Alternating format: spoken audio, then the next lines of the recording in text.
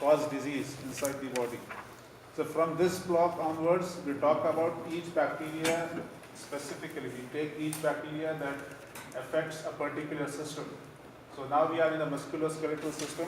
So we talk about all those bacteria that cause infections of the skin, the integumentary system, and the deeper structures like the muscles and the bones. Okay. So this bacteria are divided into two classes. The first class we have three bacteria that we talk about: the Staph aureus that you all know, the Streptococcus pyogenes, and one gram-negative bacteria. And in the second class we have the remaining bacteria that cause infections of the skin. Okay. So we have two. So the bacteria are divided into two classes in this book. So we have many bacteria that cause infections. So you have gram-positive bacteria, you have gram-negative bacteria, you have also gram-positive bacilli, and also you have the mycobacteria that can cause. So there are many bacteria that can cause skin infection. So of all these, some of these bacteria can cause infections, like gram-negative bacteria, they cause infections of the urinary system also. So we talk about them detailed in the urinary system block. But in this block, we talk about some of these bacteria that have a role in the skin infections, like Staph aureus, Streptococcus pyogenes, and also we have, in this class, we have one gram-negative bacilli, that is the Pseudomonas aeruginosa. Okay. The other bacteria, the mycobacterium and the gram-positive bacilli, will be taken in the second lecture. Okay. So we start with the gram-positive cocci. So you know about the gram-positive cocci. Which are the examples of gram-positive cocci? Staphylococcus aureus. So one you have Staphylococcus, and what are the other bacteria that are gram-positive? So you have Streptococci also. You have Staphylococcus and Streptococci. So you need to know how do you differentiate between these two. So when you have gram-positive cocci, then you have the catalase enzyme. You know about the catalase enzyme? Yes. So what is the principle of the catalase? What does it do? Break down H2O, hydroxide. Hydrogen peroxide, H2O2. So catalase breaks down hydrogen peroxide into water and oxygen. So that enzyme is present in only Staphylococcus. So Staphylococci are catalase positive, whereas all these Streptococci, they are catalase negative. So when you have a gram-positive cocci, so you can do a catalase test first to know whether it is Staphylococci or Streptococci. So when the catalase is positive, you know that it is Staphylococci. Then you have to differentiate the Staphylococci by its different species. So you have different species in Staphylococci. One, the most pathogenic of all Staphylococci is that you know Staphylococcus aureus. So aureus is the most pathogenic. You have other species also like Epidermidis and Saprophyticus. In Staphylococci, you have other species also like Epidermidis and Saprophyticus. So how do you differentiate between them? You do the coagulase test. So this coagulase differentiates Staph aureus on one hand, and the other Staphylococci are the coagulase negative Staphylococci because they are negative for coagulase. And what is the coagulase enzyme? What does it do? What is the principle of the coagulase test, and what is the function of the enzyme coagulase? Converts fibrinogen to fibrin and forms a clot, and that is the property of Staph aureus only. So Staph aureus is coagulase positive. Then you have coagulase negative Staphylococci, that is Saprophyticus and Epidermidis. And for that you have another drug that is known as novobiocin. And novobiocin is inhibitory for the Epidermidis, and Saprophyticus is resistant. Okay. So first you have, for gram-positive cocci, you have the catalase test. Staph aureus is, the Staph, all the Staphylococci are positive. The catalase is negative for Streptococci. Then you have the coagulase test. The Staph aureus is positive. And then you do the novobiocin test, for which the Epidermidis is sensitive and Saprophyticus is resistant. Okay? So you have catalase, coagulase, and novobiocin. These three tests. Okay? So you start with the Staph aureus. So Staphylococcus aureus or Staph aureus is the most pathogenic of all staphylococci. There are other species also of staphylococci like Epidermidis and Saprophyticus. They are commensals on the skin, Epidermidis and Saprophyticus, and they are less pathogenic compared to Staph aureus. Okay. So whenever we talk about each bacteria, we have got steps. First of all, we talk about the structure of the bacteria, the morphology, how the bacteria looks like. Then we talk about where the bacteria is present, if it is present on the body or it is outside in the environment. We talk about where the bacteria is present. That is the second step. The third step is the transmission of the bacteria, how the bacteria will reach the body or enter into the body, the transmission of the bacteria. Then we talk about the properties of the bacteria, the general properties or the cultural properties of the bacteria. After that, we talk about the virulence factors of the bacteria. The various structural components, the various enzymes, the toxins that are produced. That is the next step. After that, we talk about the various diseases, what diseases are produced by that organism. We talk about it. So these are the steps. Okay. So what is the first one? The morphology. So what is the morphology of this bacteria? Morphology means the structure. How does this bacteria look like? Grape-like clusters is very good. So this is first of all gram positive. Gram stain is gram positive. The shape is cocci, and the arrangement in chains. The arrangement in clusters. Chains is for streptococci. Streptococci are chains. Staphylococci are clusters, grape-like clusters. Chains are for streptococci. So that is the morphology. And then we talk about the habitat or the location of the bacteria. So where is this bacteria present? Skin. So this is the clusters. The gram positive means purple on gram stain. They are cocci and they are arranged in clusters. Okay. So the habitat is the location of the bacteria. So where is this bacteria present? So the bacteria can be present on the skin or it can be present in the nostrils or in the nose, the anterior part of the nose, the nostrils. This bacteria can be present, can be carried in different people. So that is the location. And how is it transmitted? Transmitted by direct contact, by hands, and we also said in the last block by fomite transmission. So it can be transmitted by way of fomites also. And the properties of this bacteria, we said it is gram-positive cocci in clusters. What else? So this bacteria can grow on nutrient agar. So that is one property. Compared to streptococci, streptococci will not grow on nutrient agar. So this bacteria can grow on nutrient agar. It is facultative anaerobe, grows at 37 degrees Celsius. And on blood agar, it shows beta hemolysis.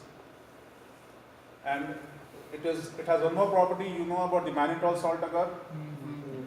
So what type of colonies are produced by Staph aureus? Yellow colonies. Yellow colonies. Because of what? Fermentation of mannitol. Acid. So yes, fermentation of mannitol. It has got mannitol salt because it has got mannitol sugar as well as high concentration of sodium chloride. So that is why it is mannitol salt. So this is also one test that can differentiate Staph aureus from other species of staphylococci. Only Staph aureus will grow on mannitol salt agar, whereas the other Saprophyticus, Epidermidis, these species of staph will not grow on mannitol salt agar. And also, as we said, this bacteria is catalase positive, unlike streptococci that is catalase negative. And also the coagulase test is positive for Staph aureus. Okay? Is this clear? Yes. Okay. Then we talk about the virulence factors. So what do you mean by virulence factors? Components which have the the bacteria that causes disease. Yes, the structural components or the enzymes or the toxins that are produced by the bacteria and that help the bacteria in producing disease or helps the bacteria in protection from the host immune system. So virulence factors work in two ways. One way is causing disease, the other is protection for the bacteria. So either of them can be the virulence factors. So what are the virulence factors here? So this bacteria has got capsule. What is the function of capsule? Antivirus. Capsule is antiphagocytic, as you know. It also has got teichoic acid fibers that helps the bacteria in attachment. And what else? And what did we talk about in the MEQ for the BOD block? Yes, very good. Did you write about protein A? Yeah. So what is the function of protein A? Bind to hemoglobin. Yes, binds to hemoglobin G and it activates the complement, and that will stop the opsonization of the bacteria. So what do you mean by opsonization? Make it delicious. Yes, so helps the bacteria in engulfment. So if the opsonization is prevented, then the phagocyte will not be able to engulf the bacteria. So that is the protein A that will stop the opsonization of the bacteria. And what else does this bacteria have? So it is all gram-positive cocci. So it has got a thick peptidoglycan wall also. Unlike gram-negative bacteria, the gram-positive bacteria have thick peptidoglycan. And what is the function of the peptidoglycan? Rigid. The cell wall. The cell wall is the peptidoglycan. So it gives rigidity to the bacterial cell, and also it acts as an osmotic barrier. So what do you mean by osmotic barrier? Prevents water, loose So water. depending on the environment, if it is hypotonic or hypotonic will not allow the movement of the fluid from outside into the cell or from inside the bacteria to the outside. So that means it acts as an osmotic barrier. Depending on the environment, it will not allow the movement of the fluid. Okay? So is this clear? So these are the structural components. So these are part of the bacterial cell. So these are not actively secreted from the bacteria. So these are the structural components. The enzymes and the toxins will be secreted by the bacteria. So these structures are not secreted, they are part of the cell. So these are the structural components. Then we talk about the enzymes. The enzymes or the toxins. First, the toxins that are produced by the staphylococci. So what kind of toxins are these? Are these exotoxins or endotoxins? These are exotoxins, so they are secreted by the bacteria. So what is the chemical nature of these toxins? No, everybody's okay. Yes, so they are protein or polypeptide in nature. So there are different types of toxins produced by the bacteria. Some of these toxins are harmful to the RBCs, and those toxins are known as hemolysins. So you have hemolysins that are destructive to the RBCs. So you have some. So hemolysins are, again they have got different subunits. So the hemolysins are destructive to the RBCs. They are toxins that are toxic to the white blood cells, and these are known as the leukocytes. And what are the other toxins that we talked about? The previous block? Okay, toxic shock syndrome toxin, TSST. So what is the function of toxic shock syndrome toxin? What does it do inside the body? Yes, activates a large number of T cells. Polyclonal activation of large number of T cells. And what will these T cells do in return? More cytokines. Yes, they will release a large number of cytokines. And these cytokines will cause hypotension, decreased blood pressure, and that decreased blood pressure is known as shock all over the body. So what is shock? Decreased perfusion. Decreased perfusion, the blood will not reach the target organs. That is shock. Okay, so that is the toxic shock syndrome toxin. So what are the other toxins? There was one period that talked about the food poisoning. Did you remember? Staphylococcal food poisoning. So staphylococcal food poisoning, so that toxin is known as the enterotoxin. Okay. So what happened in the case, did you remember, in the period? So staph food poisoning, the incubation period is very short, 1 to 6 hours, and the patient will start immediately vomiting. Okay. So that is the enterotoxin of the staphylococci. So there are other toxins also that is known as the epidermolytic toxins. So these toxins, epidermolytic toxins, they cause a disease that we'll see in the other slides. That is known as the staphylococcal scalded skin syndrome, or the 4S, staphylococcal scalded skin syndrome. Okay. So these are the toxins. So what are the toxins? So those that are harmful to the RBCs, like hemolysins, those that are harmful for the WBCs or leukocytes, or the toxic shock syndrome toxin that causes shock. You have the epidermolytic toxins. So as the name suggests, epidermolytic is what? Lysis of epidermis. It breaks down the superficial layers of the epidermis and reveals the scalded skin or red skin. So that is the epidermolytic toxin. And then you have the enterotoxin that causes food poisoning. Okay? Is this clear? Then you have the enzymes that cause disease. So the first of all is the coagulase that you all know. So coagulase converts fibrinogen to fibrin and makes a fibrin wall for the bacteria. So what is the function of fibrin? How does it help the bacteria? Surrounded with the abscess. Yes, so it prevents phagocytosis, forms a wall and protects the bacteria. So a similar protein that is known as the clumping factor that is also present. So this clumping factor acts as an adhesant, helps the bacteria. So what is the function of adhesant? Binds Adhesant to helps the bacterial attachment.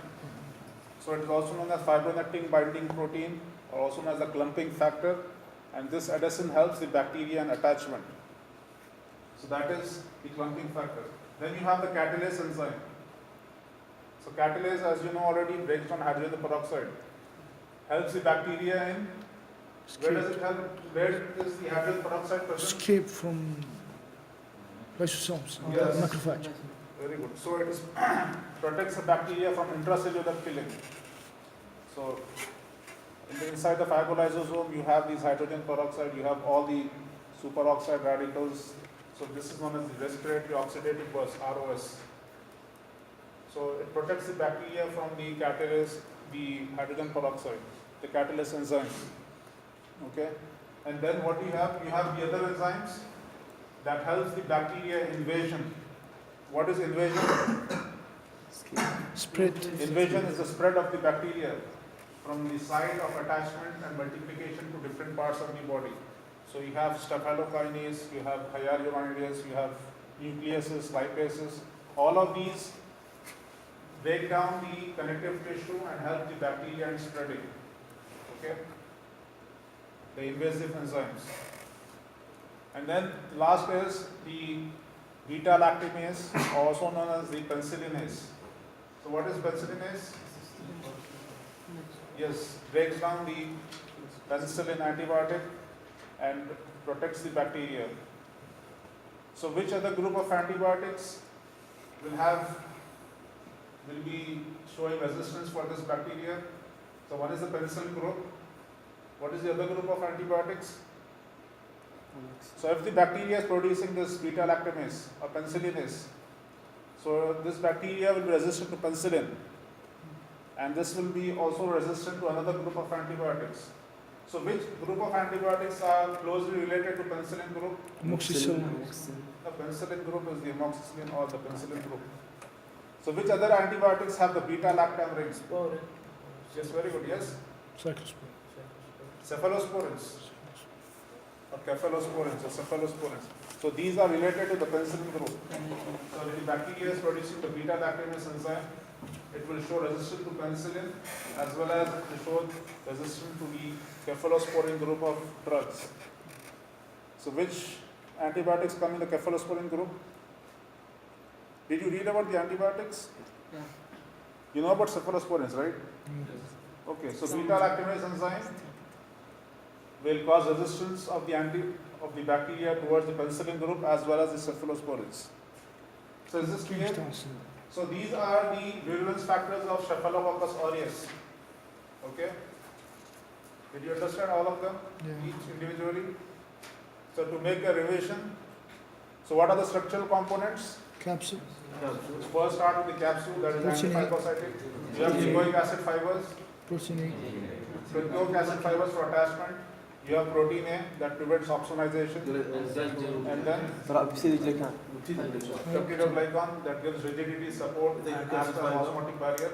And then toxins that are destructive to RBCs, hemolysis, to the replication glucosidins, and toxin that is implicated in food poisoning or enterotoxins. Toxic Toxins shock that break down syndrome, the toxic- superficial layers of the epidermis, epidermolytic toxins. Toxic shock syndrome. Toxic shock syndrome toxin that causes shock and fever. And then you have the enzymes like the coagulase, you have the catalase, you have the clumping factor, you have invasive enzymes that helps the bacteria spread within the connective tissues, and you have the beta-lactamase. Okay. So these are the virulence factors of this bacteria, Staphylococcus aureus. Then talking about the diseases that are produced. So on the skin, this bacteria basically affects the hair follicle. Okay. So depending on the severity, you have got different names. So basically all of them are the same. So if only one hair follicle is affected, it is known as folliculitis, inflammation of a hair follicle. The inflammation of a hair follicle is known as folliculitis. Okay. If that one hair follicle, then the infection spreads to the base where the skin is also affected, the base of the hair follicle, then it becomes a boil, or also known as the furuncle. One single hair follicle with a small abscess at the base is known as a boil or furuncle. And a group of hair follicles together, if they are affected, then it is known as a carbuncle. Okay, so you have different names. You have folliculitis, there is only one hair follicle that is inflamed. Okay, so if there is only inflammation, that is folliculitis. Only the reddening of the skin with the hair follicle. If there is a small amount of pus at the base of the hair follicle, then it becomes a boil, a furuncle. If many hair follicles are affected together, 3, 4, 5, more than that, then it becomes a carbuncle.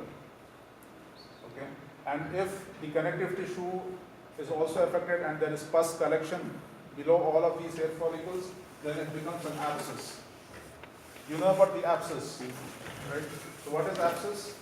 Accumulation of inflammatory mediators. Accumulation of Inflammatory mediators. Symptoms. inflammatory mediators or pus, more specifically the pus, accumulation of pus in the connective tissue. So what is the composition of pus? What is pus made up of? Yes? Dead tissue, Microbial the debris, cells, the organisms, epithelial cells, all of this together is known as the pus. So, and then the other type of infections is the wound infection. So the wound infections can be after surgery, so that they can be surgical wound infections, or they can be traumatic. Traumatic is injury. So in your PPN in the last block you had what? Scratch. So scratch leads to trauma or injury, and that will help the bacteria to enter into the skin. So the bacteria can either enter through the hair follicle, inflammation of the hair follicle, or the bacteria can enter through trauma or through surgery. So if there is open wound, is this the wound infection by surgery or by trauma, the bacteria can enter, or it can enter through an hair follicle. Okay. So this is local infection. This is localized infection. And this bacteria, when it enters a bloodstream, so it can cause bacteremia, and it can spread to different parts of the body.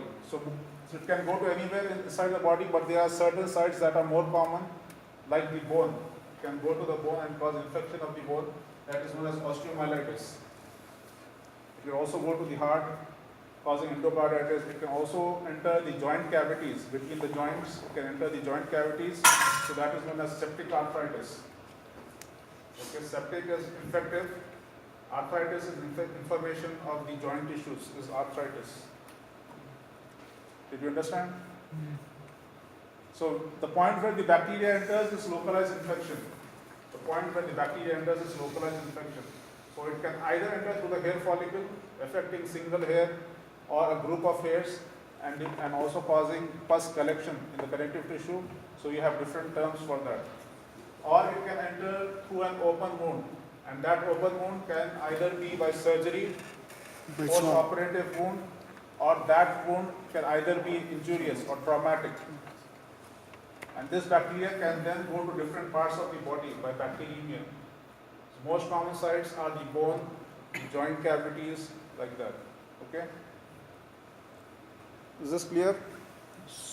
Then the others are the enterotoxin that can cause food poisoning, that you already know.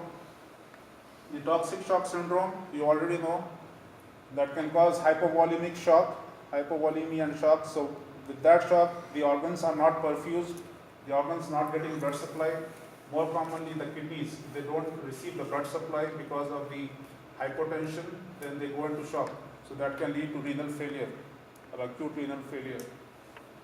Then this is what we're talking about, the epidermolytic toxin. We said epidermolytic toxin that causes scalded skin syndrome, or the 4S, staphylococcal scalded skin syndrome.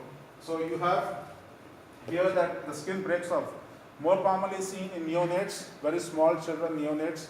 So the skin, it just sloughs off or falls off, leaving red areas. So initially blisters are formed, and these blisters, they break open, leaving red raw areas. So this is due to the toxin of Staphylococcus, the epidermolytic toxin.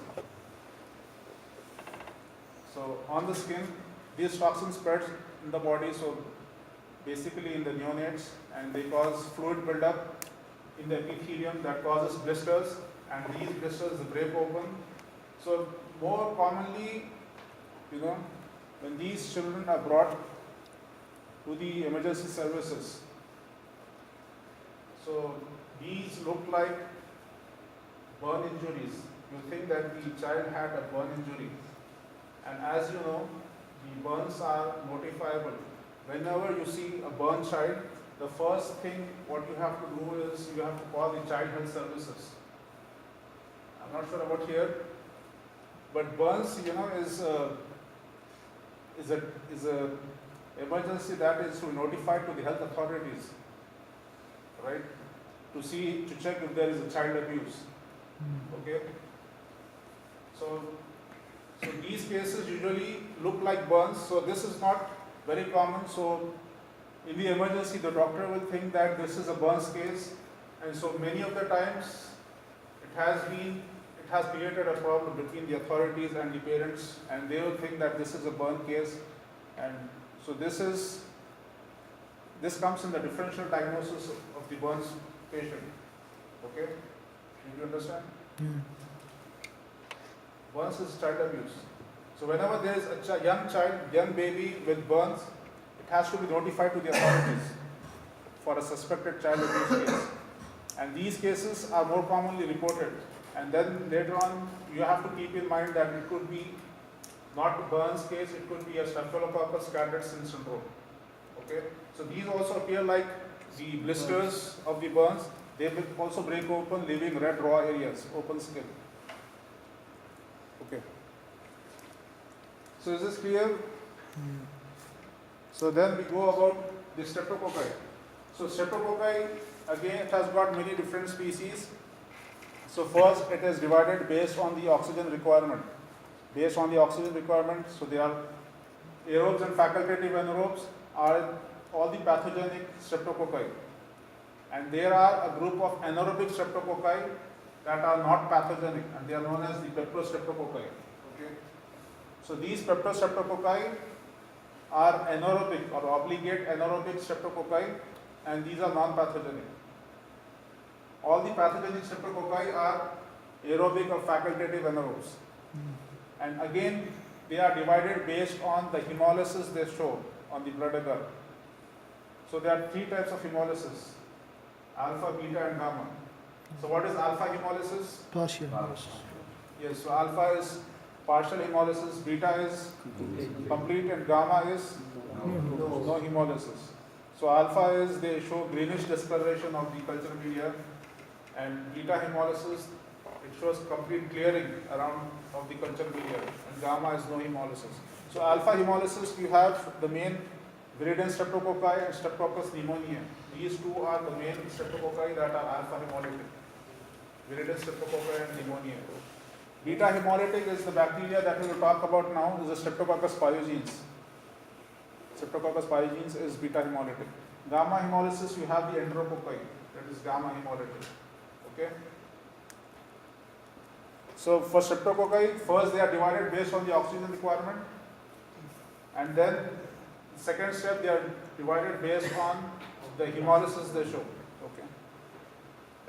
So talking about the streptococci, let's talk about first the morphology. So this is gram-positive cocci, again similar to staph, but they are arranged in chains here.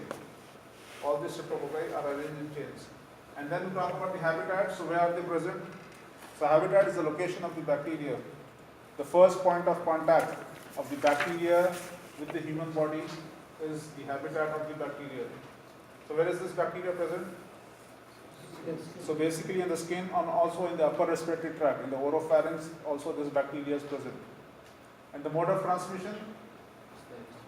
So respiratory droplets and also close contact by the skin lesions if they are present, and also the respiratory droplet because it is present in the upper respiratory tract. Okay. Then the classification. Okay, first the classification.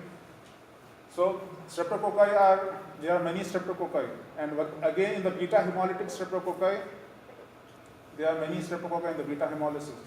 So again they are divided into groups based on the C carbohydrate in the cell wall.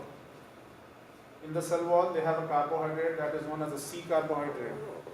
So based on that they are divided into different groups, and that groups are named after the scientists who first discovered it, and these are known as the Lansfield groups. Okay. The beta hemolytic streptococci. We are talking about the beta hemolytic streptococci. There are many. So in the cell wall, they have got a C carbohydrate. Okay.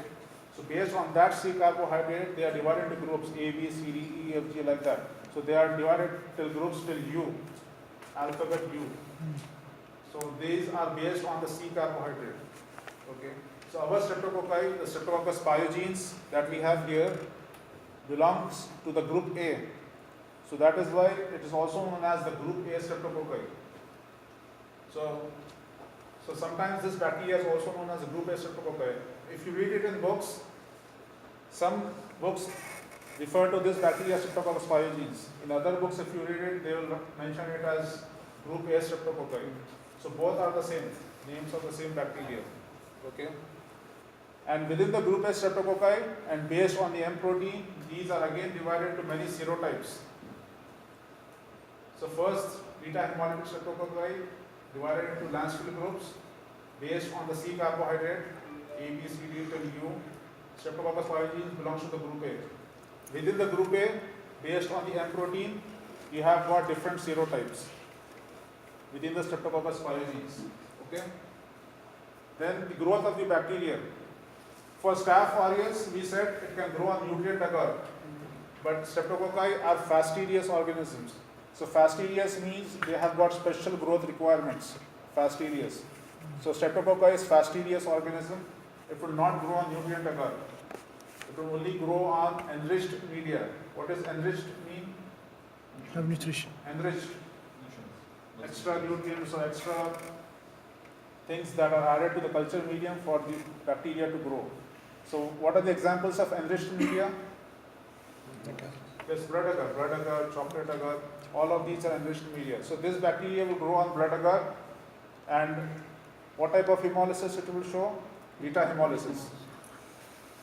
And this bacteria is also capnophilic. Capnophilic means it requires a certain amount of carbon dioxide for its growth. Capnophilic.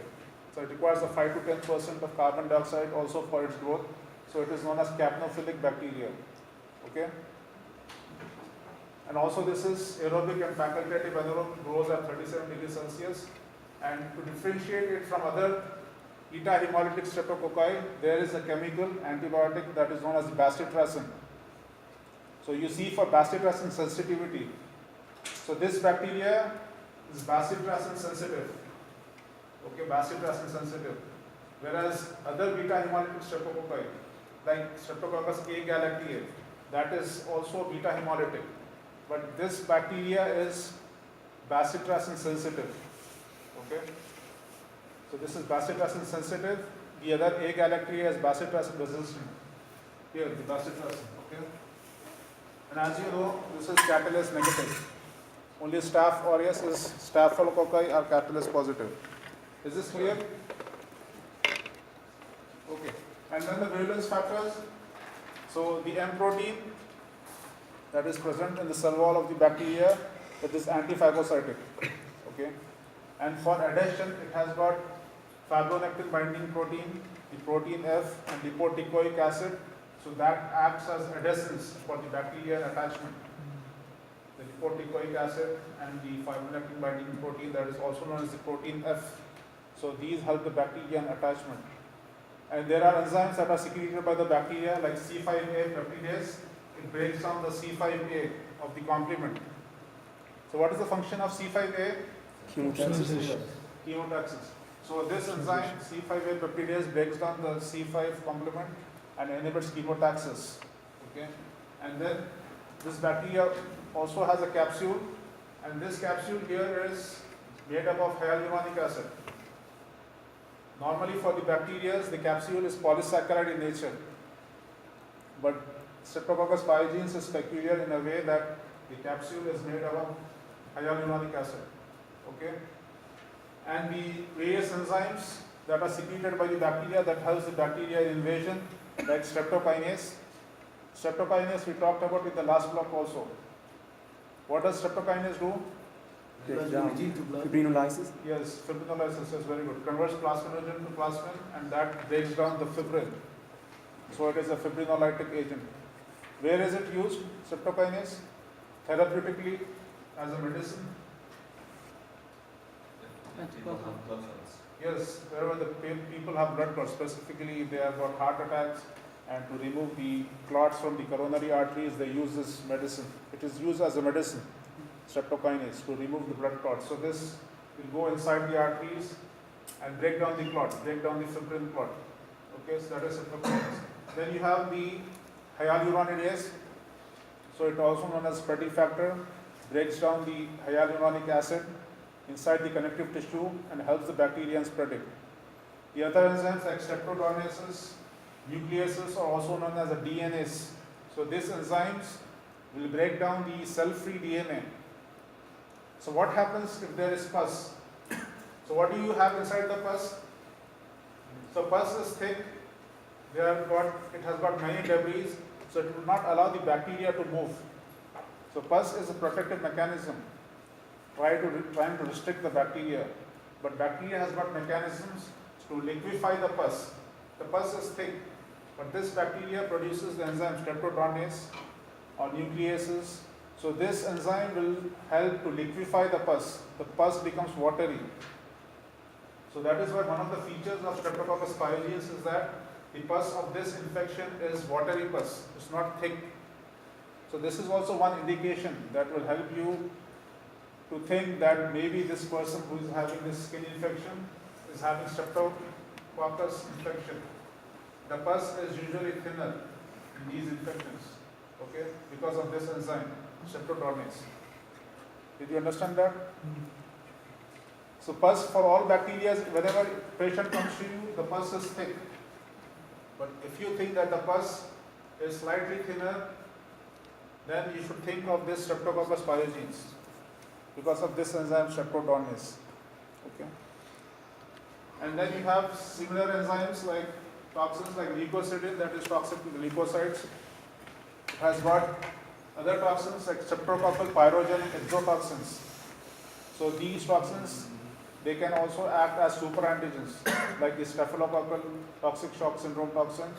So this streptococcal pyrogenic exotoxins can also act as superantigens and stimulate T lymphocytes leading to shock. And also they cause a rash, red rash all over the body that we'll see in the other slides. So these are streptococcal pyrogenic exotoxins. Okay. Then you have the hemolysis. Hemolysis are what? These are the toxins that are toxic to the RBCs. Here in hemolysin for streptococci, you have got two subunits. You have the hemolysin O and hemolysin S. Okay. Hemolysin, there are two subunits, O and S, for hemolysin or streptolysin. So so there are differences between these two. So streptolysin O is what? It is immunogenic. So what is immunogenic? Cause immunogenic Lead reaction. to antibody formation or antitoxin formation. So this streptolysin O is immunogenic, lead to antitoxin formation. So inside the body you have anti-streptolysin O formation. And this anti-streptolysin O is used in diagnosis of the infection.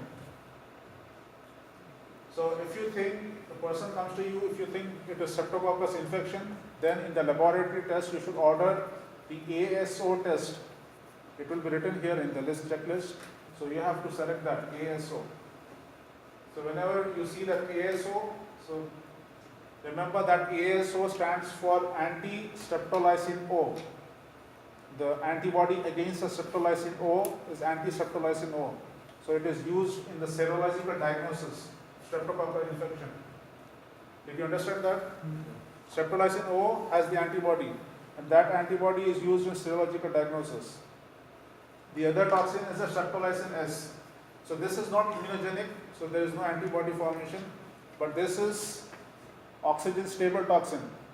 So oxygen stable, so this produces beta hemolysis. The beta hemolysis of streptococci is due to this toxin streptolysin S. Okay. So S is for stable, O is for oxygen labile.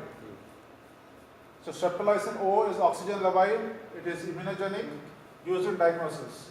Streptolysin S is oxygen stable, non-immunogenic, but produces the beta hemolysis that is seen on blood agar. Okay? So these are the virulence factors of streptococci. To make a revision of virulence factors, what did we talk about? Starting with M protein. So M protein we said is anti-phagocytic. And then for adhesion or attachment, it has got lipoic acid, fibronectin binding protein or protein F. To prevent chemotaxis, it has got C5A peptidase. And what is the capsule made up of? So hyaluronic acid capsule. And then it has got enzymes like streptokinase, hyaluronidase, streptodonases or DNases, or also called as nucleases, that will liquefy the pus. Okay, and the other toxins like hemolysins and the toxins that are toxic to the leukocytes or leukocytins, and then the superantigens like streptococcal pyrogenic exotoxins SPE A and B that causes toxic shock syndrome, that causes the necrotizing fasciitis that we'll see in other slides. So these act as superantigens. Okay, is this clear? Okay, so these are the diseases that are produced by the streptococci. So it is present in, first of all, where is it present? Skin in the throat. So in the throat, it causes pharyngitis, it causes tonsillitis. It is present in the oropharynx. So local inflammation leads to pharyngitis and tonsillitis. You know, this is the most common cause of tonsillitis that you see in the day-to-day cases. If you have a patient that comes to you with tonsillitis or pharyngitis, so this is the most common organism that causes it. So you should take, what sample can you take from this patient? Sputum. Yes? Sputum. Not sputum. Sputum is what comes from the lower respiratory tract. If he has lower respiratory tract, you have the pneumonia. So this is upper respiratory tract infection. Saliva. You take a swab. Saliva. You take a swab and send it for examination.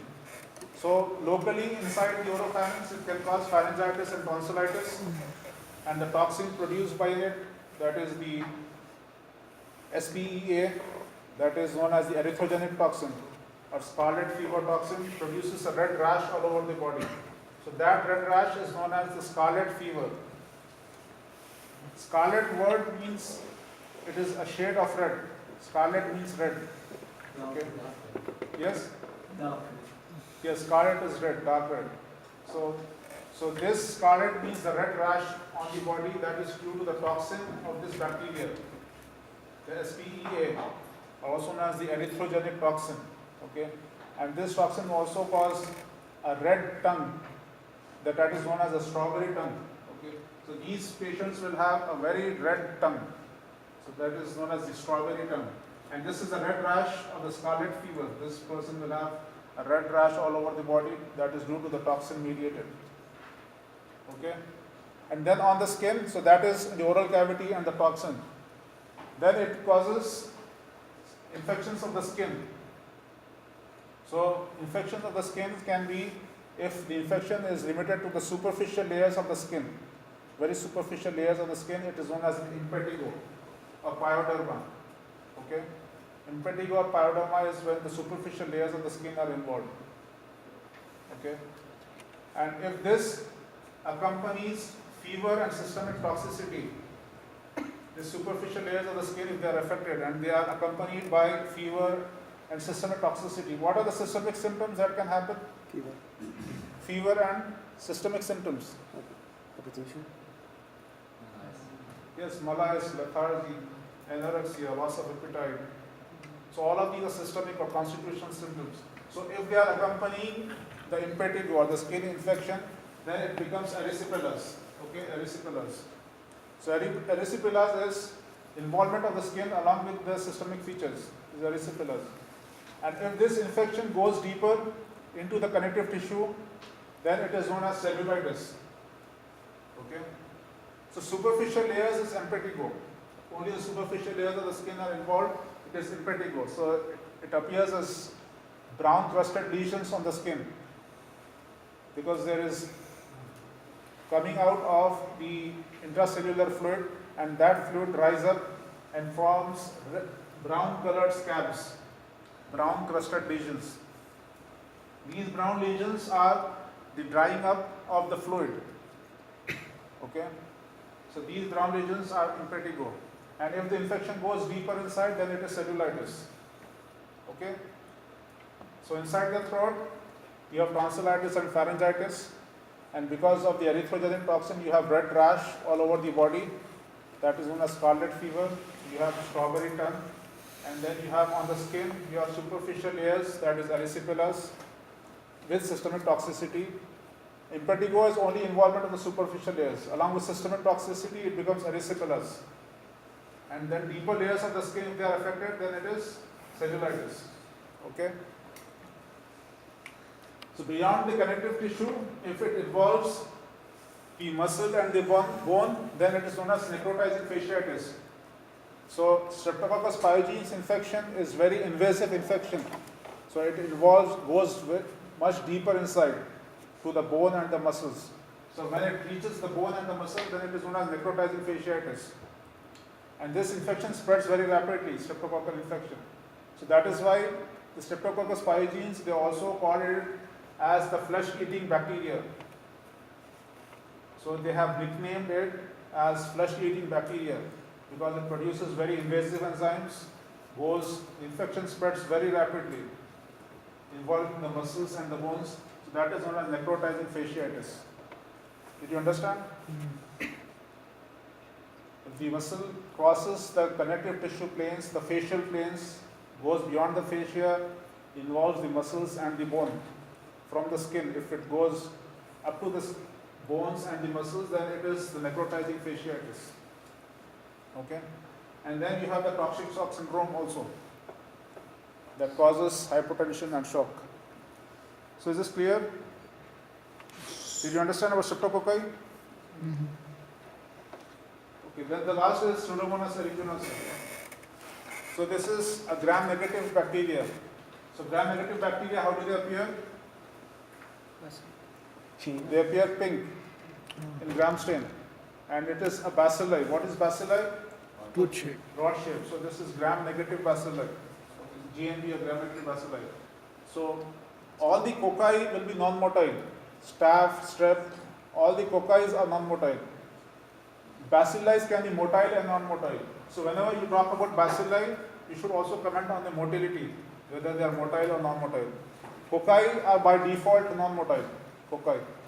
Bacilli are some are motile, some are non-motile. Like Escherichia coli is also motile. Klebsiella is non-motile. Like the Pseudomonas is motile. How do the bacteria move? By flagella, yes, very good. So these are motile bacteria. So one characteristic feature is that this bacteria produces color. So these pigments or colors give color to the culture media. So this is nutrient agar. So nutrient agar, so this bacteria produces pigments like bluish green or yellowish green pigments. So these pigments are pyocyanin and pyoviridin. So these are the names of the pigment, pyocyanin and pyoviridin. So these pigments give color to the culture media. So it helps in identification of the bacteria by pigment production. And these bacteria are non-lactose fermenters. So which culture media you use for checking for non-lactose fermenting? McConkey agar. So this bacteria is non-lactose fermenting. So which bacteria are lactose fermenting? Similar E. coli. Yes, E. coli, Klebsiella, they are lactose fermenting bacteria. And non-lactose fermenting, you have Pseudomonas and what else? Proteus, yes, very good. Proteus and Pseudomonas are non-microscopic proteins. And also the oxidase test is positive. That is, it has got the cytochrome oxidase enzyme for respiration. The habitat of this bacteria, where is this bacteria present? So, you know, the Pseudomonas is most common cause of hospital-acquired infection. Hmm. You don't have a proper infection control inside the hospital. So these people acquire a Pseudomonas infection when they are admitted inside the hospital for some other cause. So these people come to the hospital for some disease, some other disease. While inside the hospital they acquire infection. And this is the bacteria that is most common cause of hospital-acquired infections. Because this bacteria is present in environmental water resource sources, like inside the hospital you have humidifiers, you have apparatus that contains water, like air conditioning system or humidifiers, or the respirators that are used on patients. The water sources, so this bacteria will grow inside that, Pseudomonas. And also it is present on the skin, it is also present in the GIT tract, also in the respiratory tract. So this bacteria is more commonly involved in hospital infections. Okay. The mode of transmission. So these instruments, the respirators and humidifiers, they generate water droplets, small water droplets that are known as water aerosols. If there is a water spray, it is known as a water aerosol. So small droplets of water. So these bacteria, they travel through the water aerosols. And also they can cause infection via aspiration, and these are present in the feces, the gastrointestinal tract. So the fecal contamination can also cause infection. Bacteria secreted in the feces can contaminate a wound or contaminate a patient and lead to infection. Okay. Let's talk about the virulence factors. So this bacteria has got pili. We talked about the pili, they act as adhesins, help in attachment. And also it has got a capsule that is antiphagocytic. So this is gram-negative bacteria, so it has got a lipopolysaccharide. In the MEQ, the first case was necapsis. What was the fourth case? E. coli. It was E. coli. E. coli. Some students thought it is gram-positive cocci or what? No. It was E. coli, right? It was clear. And what happened in that case? From where did the bacteria came? In that bacteria, where was the bacteria present? E. coli. Intestine. That's Yes, very good. And what happened to that patient? septic shock. He had an abdominal surgery, right? So what happened? It enters the bloodstream. Huh? E. coli enters So the there was bowel injury, and from the bowel, yes, it entered into the abdominal cavity, peritonitis, and it led to septic shock. It was clear, right? Mm. What was the answers for the questions? Yes, it was endotoxin. This bacterial endotoxin, the lipopolysaccharide, it will lead to shock. That is what happened in that case. Okay? What did you write? No, it's a gram-negative. Right? Gram-negative. Yes. Endo and both. But the toxin was lipopolysaccharide. Okay. So the lipopolysaccharide, the endotoxin, that leads to shock. And also it has got enzymes like elastases that breaks down the elastic tissue, the connective tissue, and then helps the bacteria in spreading. There is also hemolysin that breaks down the RBCs. One enzyme that is known as the exotoxin A, the important enzyme for this bacteria that causes tissue necrosis of the tissue. That is the exotoxin A. And one pigment that we talked about, the pyosanin, that gives color to the culture media, pyosanin. It also has an adverse effect on the cilia that is present in the respiratory tract and causes respiratory infection. So it damages the cilia in the respiratory tract, the pyosanin toxin. So basically this bacteria causes wound infections, especially the patients who are admitted in the hospital for burns injury. It causes infections of the burns and causes wound infection. And also it can cause in the respiratory tract, the upper and inside the urinary tract, it cause urinary infection, urinary tract infection, upper respiratory infections, pneumonias, and also it is a gram-negative bacteria, so it can cause sepsis or septic shock, right? So to make a summary for Pseudomonas, it is Gram negative. gram-negative bacteria, Good shade. it is motile, Good shade. broad shape, yes, and Raconiella, it is non-lactose fermenting, Water, oxidase positive. found in water environmental. And the habitat of this bacteria, Water environmental. water sources like respirators, like humidifiers, and also it is present on the skin, the respiratory tract, and also in the colon. The mode of transmission Various. through water aerosols. So from these water sources, generate water aerosols. Yes, inhalation, water aerosols, contaminate the wounds also, contaminate the wounds causing wound infections. And then what are the toxins? What are the virulence factors?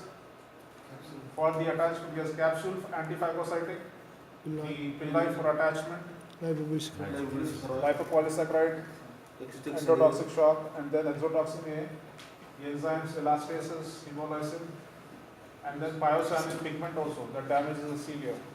Okay? Is this clear? Any questions? Thank you.